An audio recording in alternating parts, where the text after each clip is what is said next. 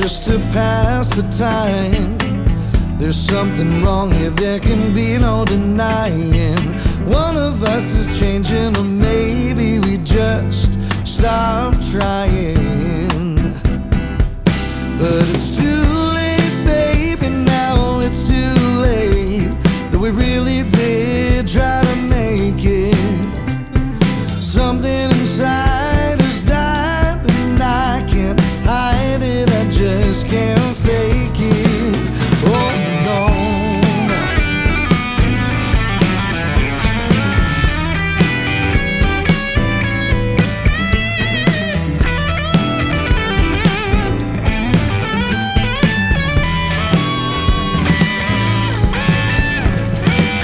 Used to be so easy living here with you. You were light and breezy and I knew just what to do.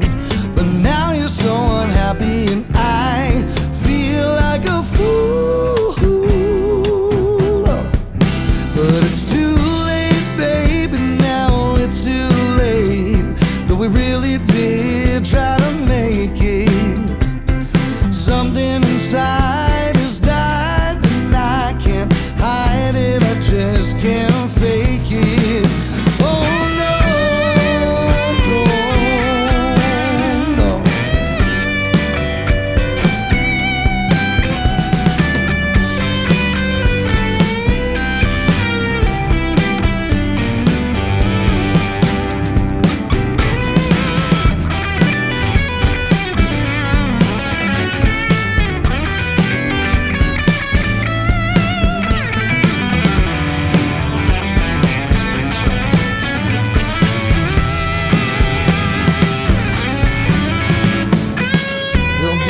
Times again for me and you, but we just can't stay together, don't you feel it too?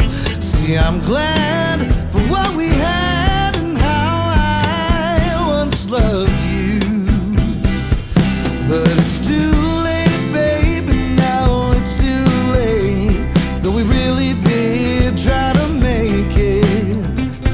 Something inside has died and I can't hide it, I just can't fake it. No, it's too late, baby, now it's too late. Though we really did try to make it. Something inside has died and I can't hide it, I just can't fake it. Oh no, no, no.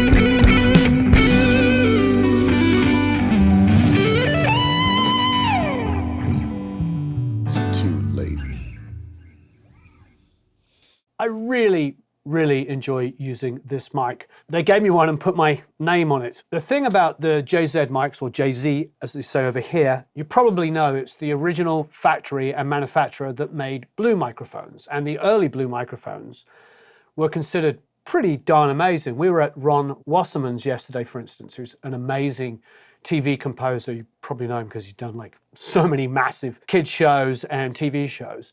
And I said to him, what do you sing through? And he said, oh, I sing through a Blue Kiwi I've had for 20 plus years. Well, back in those days, it would have been made by these guys. And what we like about all the different microphone manufacturers that we tend to favor and we use a lot is they all have certain characteristics. The thing with the Amethyst and the thing with JZ in general is it's really, really colored in a way that I like colored. I like the big fat low end. I like to have more low end than you know what to do with and get rid of it or high pass it in recording, as opposed to a lot of cheaper microphones. And don't get me wrong, JZ microphones are not expensive, but some of the cheaper stuff, as you know, has no low end response and is all brittle and harsh on the top. These mics aren't like that at all. They're very, very smooth. Our good friend Chris Sorum, as you know, uses a pair of these microphones on piano for Loud and Wainwright and gets amazing results. He's a piano aficionado. I love the way he records pianos, and that's his chosen mic, these mics. So with all that being said, with the drums, I really didn't do much. What I've done is I've mixed this hybrid. So I've got a little bit of stuff going on here and then a decent amount of stuff going on in the console. So I'm going to take you through it. And of course, as ever, we're going to give one of these beautiful microphones away as well. So enter down below to get one of the mics. Okay, let's get stuck in and check out the tracks. First thing I noticed I did is I actually used this transient designer on it. The SBL transient designer, which of course is, you know, industry standard. No, I mean it is. It's just, there's loads of different ones, but that's the one I know and use. I have one down here. I have a 4-channel one in my rack, a hardware one. So I love the plugin. Now, I increased the attack and reduced the sustain. Basically, you can hear it. The amount of low end on this and the sustain of the kick is huge.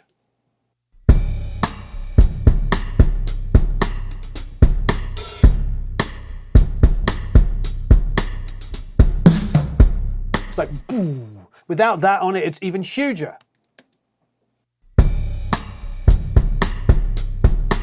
Plus, I think the attack being increased meant that I didn't have to do any EQ at source. The EQ that's being applied is on the console. We'll go to that in a second. The snare, which is a snare mic, is also side stick and snare hits. I didn't do anything on the track itself.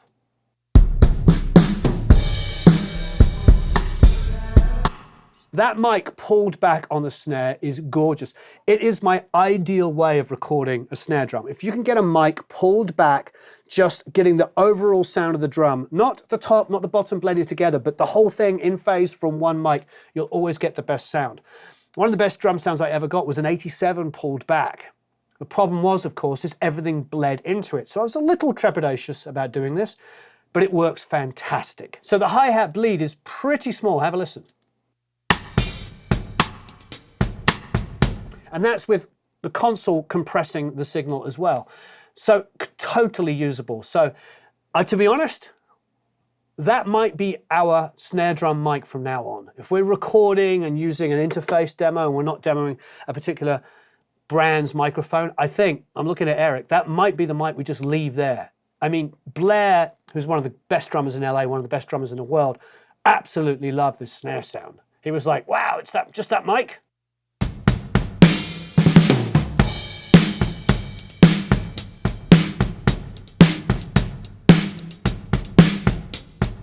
So download the tracks and mess with them yourselves. Now, the only kind of tricky stuff, fun stuff that I did was on the overheads.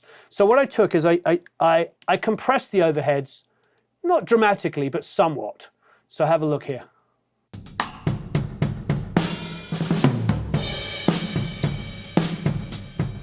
Now, I did that so I could bring out the toms. So I did two things. I have two sets of compression. The first compressor is just ducking the snare hit naturally and helping everything that's not compressed sound louder. Simple as that. The second one is where all the magic's happening, because I'm taking a send here from the snare, which is the bus one, and side chaining it with the second compressor, which is on both channels, which every time the snare plays, it compresses in the overheads. Look at the compressor here.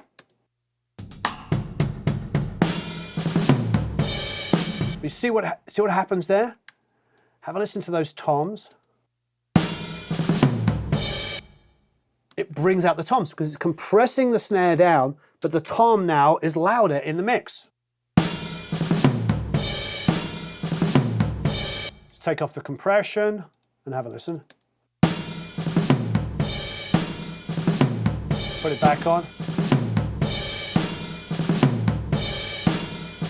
So just that little bit of ducking. Also, frankly, I've always liked a sidechain compressor on overheads to the snare. I've always liked it just a little bit because the way I set it here with that attack set to 16 on the Renaissance compressor allows just a little bit to come through. So my overheads start adding a little bit, just a little bit of attack because it's just slow enough to let a hair of the snare come through, especially because the snare is obviously delayed very slightly in there, and it just lets a little tiny hair of attack come through and makes the drum sound better still. So zero EQ on the drum sound. This is the sound of the drums. All the EQ and compression is done on the console.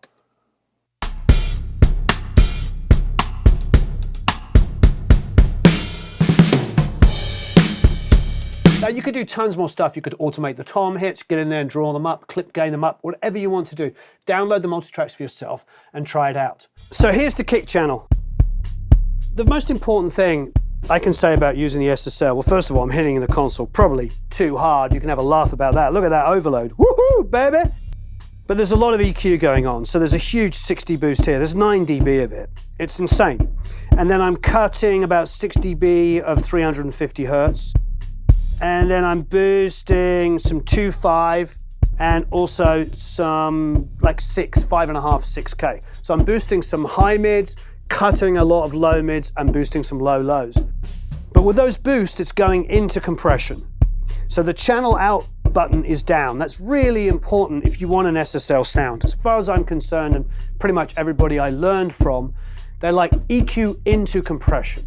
Because you get those boosts, you can boost the high end, and then when the compressor hits it, it gives you that spankiness. And the high end in particular exaggerates some of the attack, some of the familiarity we love about SSLs.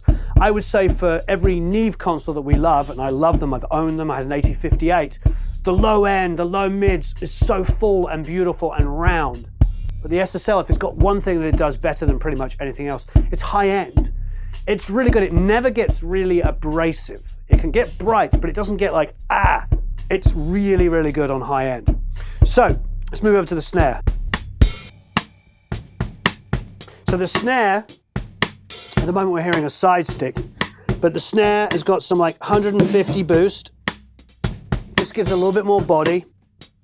It's got some like 5K boost and twice. I'm actually boosting more of the 5 than the 6 and the 7, which is, sometimes I'll go up to like 7, 8, 9, 10 and boost that. But in this instance, keeping it a bit more in the 5K area. Overheads are supernatural sounding. Like not supernatural, but super natural sounding. No low end EQ whatsoever, except there is some high passing up to about 100 hertz. There's some high passing. So that there's not excessive low end from the kick. I don't need too much low end build up there. The kick drum's already got a ton of boost at 60 hertz. There's no boost on the top, except for a tiny, tiny bit of 5K, just a tiny, tiny bit. And then there's some 350 cut. So that's it. It's really just, I didn't do any high boost. I love the silky smoothness of these microphones. And I just really just did some low mid cut and some low end cut. That is the drum sound. But there's compression definitely going on the console on both the kick and the snare and the overheads. That SSL compression is really beautiful. Now the bass is a DI and the bass amp. The DI, of course, is our old favorite, is the Acme, the Motown DI, which we completely love.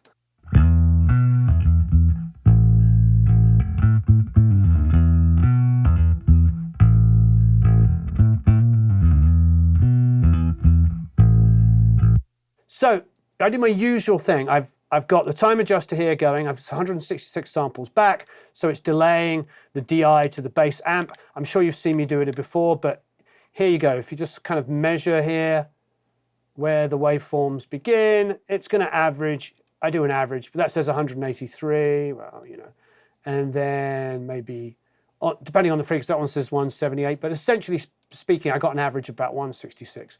And it just helps. Like if you listen. That's with it off. Back on. Just tighter. The low end is tighter. It doesn't have notes that are booming out and disappearing. I like it. You can do whatever you like, but that's my technique and I've always enjoyed. Okay, next thing I do is I take the DI and use it just for the low end because it's usually cleaner. And also going through the Acme, it's got that big fat transformer in there. It just sounds wonderful. Now with the bass amp, which is obviously the JZ mic, the JZ, I'm building up like a lot of mid-range and high-end. 3K, 3.5K here is like where I love all the finger sound. So if you listen to just the mic on its own with the EQ, take the EQ off, put it together with the DI,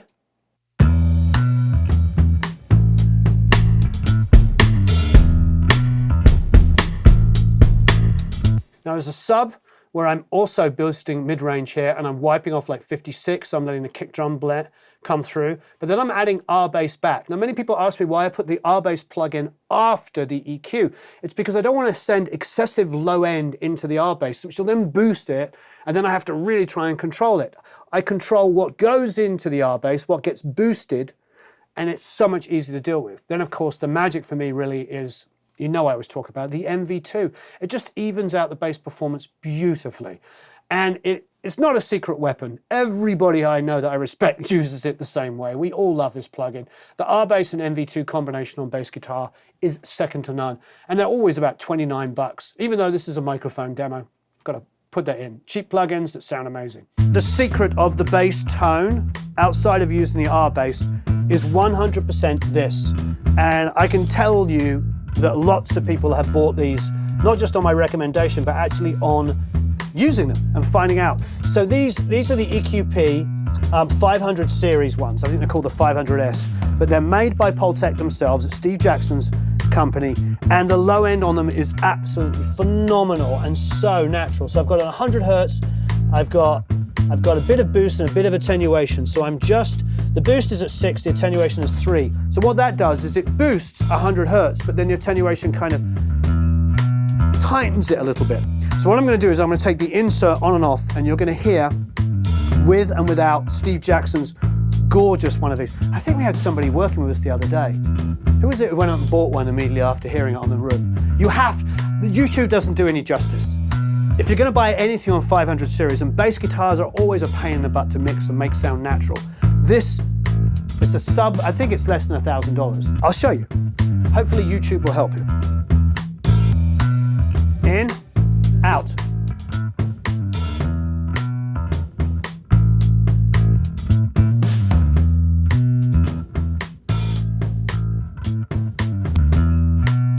I mean,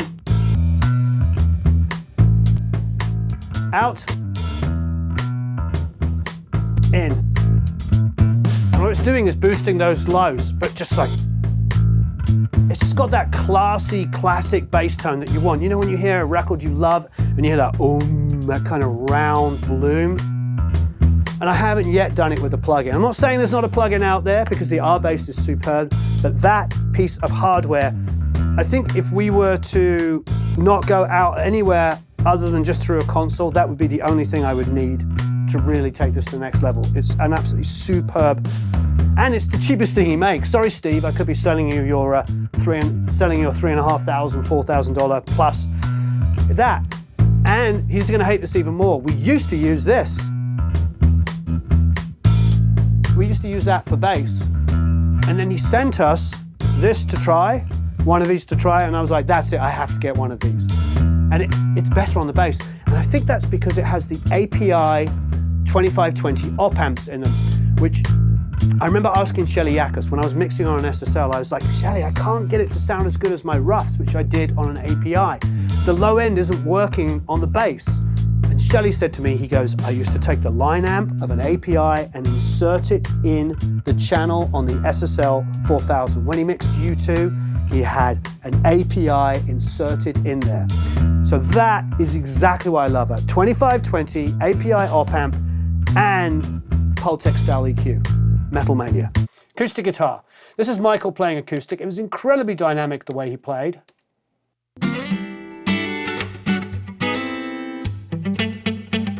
So what did I do? I put a compressor on it.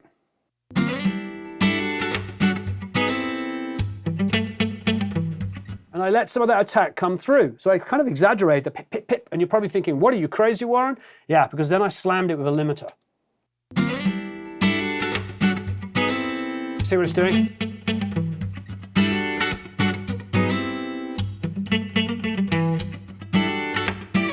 So those odd ones that just kind of go up, the limiter just catches them, and it doesn't sound untoward. It still sounds dynamic because I'm barely touching the other dynamics. But those really loud ones, like this one coming up, it just captures it and just brings it down. It's absolutely beautiful. So no EQ on that, just the EQ on the console. Then I have a reverb, and I'm doing my usual trick. So I have the acoustic on one side and its reverb on the other. I have the electric on the same side as the reverb from the acoustic, and I have the reverb on the other side. It just creates a bit more width in your mix. And frankly, I just like it. Acoustics.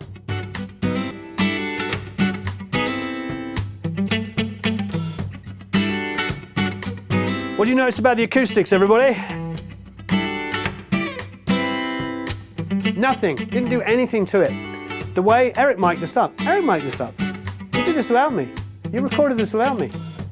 Eric recorded this without me. I did not engineer this. I did not place the mic. I wasn't even in the room.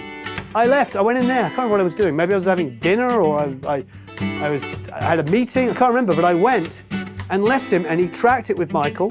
The mic placement was superb. There's no roll-off on the EQ in there, just compression and limiting, and there's no EQ or compression on here at all. So that guitar sound is just the sound of that light compression with that limiting just catching it. So good placement on the mic there. So go and watch that video again and see where he put it. But basically, perfect mic positioning can do so much for acoustic guitars. So on the electric, because the JZ microphone, the JZ microphone is so fat with the pH, so much low end, I just do a wipe off here about 90 hertz, just to get it out of the way of the bass guitar, but it's huge. Look at how fat it is.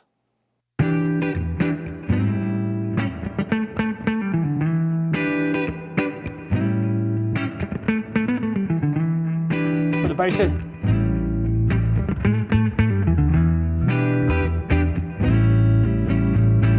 Drums.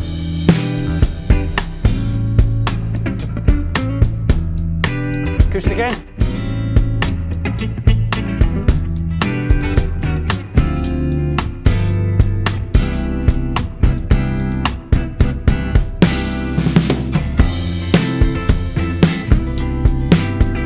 And here is the solo guitar. Now, I've given you DIs on all the electrics, whether it be the solo, which I play the first, I play the intro, the re-intro, and the first guitar solo, and then Michael plays the long extended guitar solo and the outro solo. He's a phenomenal guitar player. He's still super, super young. He's also a world-class jazz piano player, as well as an arranger, a band leader, everything. Really talented. Has a channel called Future Self. Check that out. On TikTok, he's massive. I think he has like 2 million followers, but he's really super talented and a genuinely nice guy.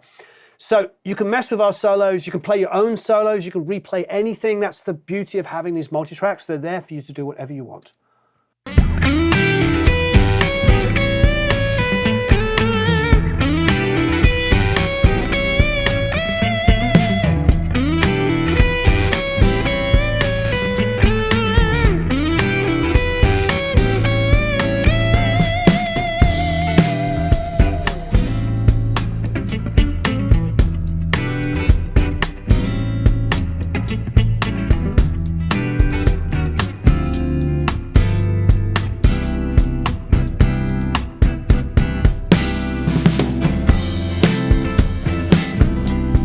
Now, I kept this super, super linear. I didn't do any clever mixing stuff. I didn't push choruses. I didn't do any of that. You can do all of those things. I kept this super linear. I have that one reverb on the snare, which is the 3/4 of a second room tone, which I'm a big fan of. That's what my old room used to be like. So I just love that reverb time. But you can do whatever you like.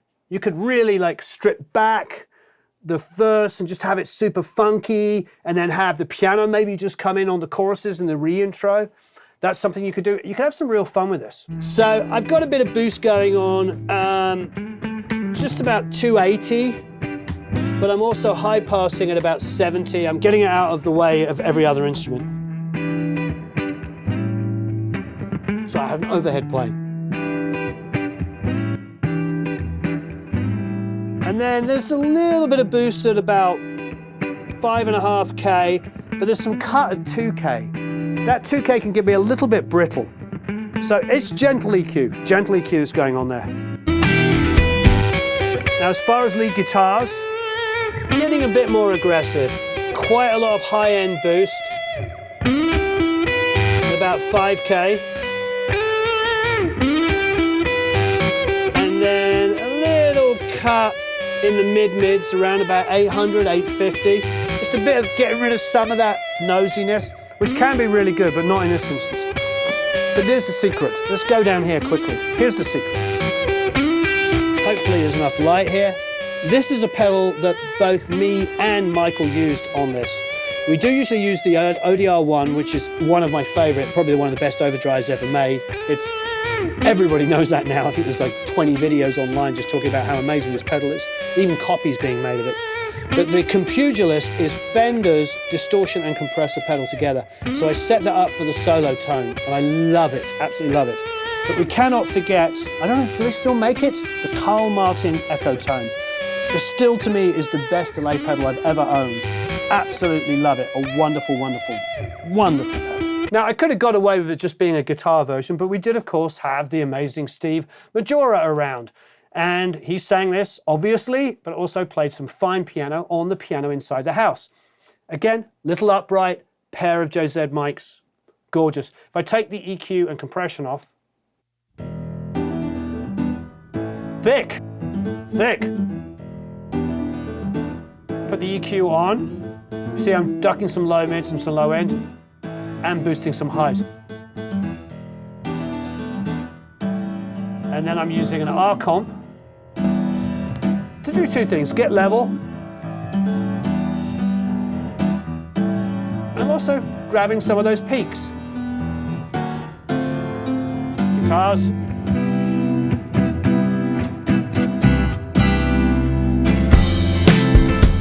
Drums and bass. Yeah! Now it's still super thick. It's still got lots of low end in it. It just does. And, you know, it's a 70s song. I want it to be a little funky. So, like literally funky. The piano, again, has the luxury, and is a luxury, of having a couple of very expensive pieces of equipment on it. And again, it's Mr. Steve Jackson's Pultex. So, I've got a boost at 100, and then I've got a boost at 5K, and it's just mid-range, and it's pretty broad, and I'm just sort of balancing out between the left and the right hand, but let's have a listen sort of before and after.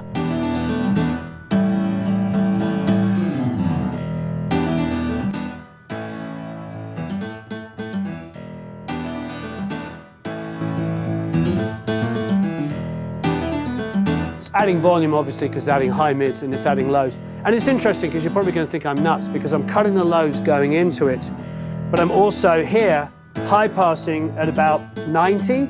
So I'm also cutting the lows there, but I'm boosting at 100. So you probably think, you're crazy, Warren. Well, I'm a big fan of like boosting and cutting at the same area. I learned that from Dave Jordan. The whole idea was like to sort of create a little bit of a jigsaw puzzle in an analog world. Not in a digital world where you really can create jigsaw puzzles where you just basically go, here's the kick drum, here's the bass, here's the low end of the guitar, and you kind of like just make it so it almost is a jigsaw puzzle. In this instance, we're just kind of boosting the low end of the piano like this, and then cutting it in the same area, and it does create a nice round shelf around it, just like this, as opposed to like, you know, this kind of thing. And again, Dave Jordan, learned everything from him when it comes to Dave at his period in like the late 80s, early 90s was probably the best SSL mixer in America. I mean, those records that he made are superb from that period. Now, last but not least is the vocal, and it's Steve, and it's my usual vocal processing. So starting off with the RVox first. Stayed in bed all morning just to pass the time. There's something wrong here, there can be no denying. One of us is changing, or maybe we just stop trying. Now, I'm doing some clever stuff here. I've got a vocal rider going on. Stayed in bed all morning just to pass the time. Just to try and keep it in one constant area. Once again, as I said, there's no pushes on this song at all. Everything's just linear as though it's performed by a band. I didn't artificially push choruses or mute stuff. You can do all of that in your mix. But I have a lot of de-essing going on. It's pretty typical with me. I've got a de-esser, and then I've got an EQ boosting some high end. I'm doing a little bit more compression, all gentle. Again, a bit more low end cut, and then another de-esser. I have no problem using 2 or 3 de-essers. Now, obviously, you could put OX Sound Soothe 2 on this and solve the problem and put it pretty early on in the instance and then boost the high end afterwards. You know, but I'm showing like stock or inexpensive plugins here because you can get the same result. It's just a lot more work. The thing about OX Sound Soothe 2 is you just put it on and magic, it does everything. There's a reason why every frickin' professional we know uses it. There's some fun things going on. I've got a distortion channel, an octave, and a whisper track, and those are all coming out on the console. Now, I have a full video on that called How to Get Vocals to Sit Properly in Your Mix, which has got like 1.5 million views, and it shows all of these techniques in much finer detail. So I'll put a link to that as well. We also did our vocal thickening trick, which is another big video we did. So there's 3 different detuned versions of that down below. So we have a reverb that we printed through the lexicon, which is yours to use and abuse, and then also those detuned vocals. And then there's 2 reverbs, a plate and a tiled room, both of which are R-verbs and pretty stock. That is basically the mix. One of us is changing, or maybe we just stop trying. Now with the console, what I'm doing is there's no low boost or cut. It's just high passing, which is cutting, of course. Again, about 90 or 100. Don't need anything down there. Let the bass guitar bloom. Let the kick drum bloom down there. So I'm cutting that out. I'm doing some boost, like high, like 10 or 12K. Really just kind of adding air on the top. Decent amount, about 4 or 5 dB. Then I'm also doing some like 7 as well. So I'm basically going like 7, 8, 9, 10, 11, 12. Like just nice gentle boost up at the high end there. Tiny cut at 2.5. 2.5 can just get a little bit pointy. That's it. But what I am doing is all that EQ high-end boost, as we were talking about earlier on other channels on the console, the high-end boost is going into channel out. So I hit the channel out button. If you've got an SSL plugin, use the channel out function. That little yellow light should be on because it's the EQ going into compression. So if I take that channel out and do channel in, I'm not getting as much compression because the actual EQ is adding volume to it, and it's allowing the compressor to do a bit more work. And it gives a specific sound, something really unique to SSLs, which is that EQ boost, and then the compression just annihilating it back down there.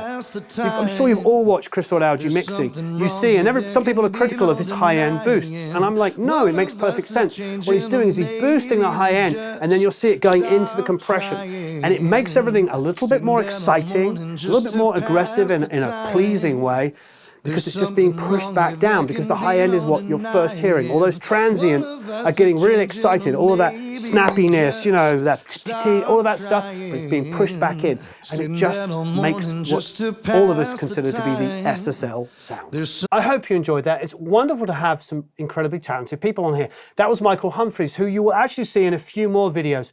He's a really, really talented multi-instrumentalist, singer, songwriter, composer, arranger, you name it. You're going to see a lot more of him. Blair, of course, on drums, always comes in and delivers. And, of course, the rather wonderful Mr. Steve Majora from, you know, now Toto, background singer and keyboard player with Toto. So a couple of things. JZ, or JZ, as we say in America, are doing a special pricing on this particular mic, on the Amethyst. So we decided to try it out purely and simply because if you're going to like it, now's the time to buy it because it's quite cheap. So there'll be a link down there below to get the microphone if you want to get it at a special price. I think it's going on all month. So it's the 17th today, so you've got another couple of weeks to check out that mic. Honestly, super impressed. Download the multitracks yourself, mix along. You're going to hear me go through it now. The thing about it is it's colored in a way that I like colored. It's got a beautiful low end to it. It might be really good for those of you that are using modern interfaces but want a little bit of a classy, classic sound and a little bit more low lows, the way you used to hear it when you were working on tape.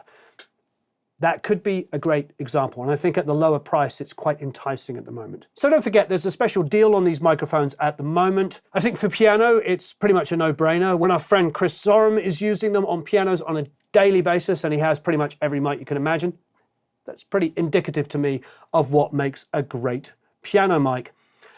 Check it out. I loved it. Download the multi-tracks, enter to win one of these beautiful mics, and have a marvelous time recording and mixing. So long, farewell, la vie de and au revoir, adios, goodbye.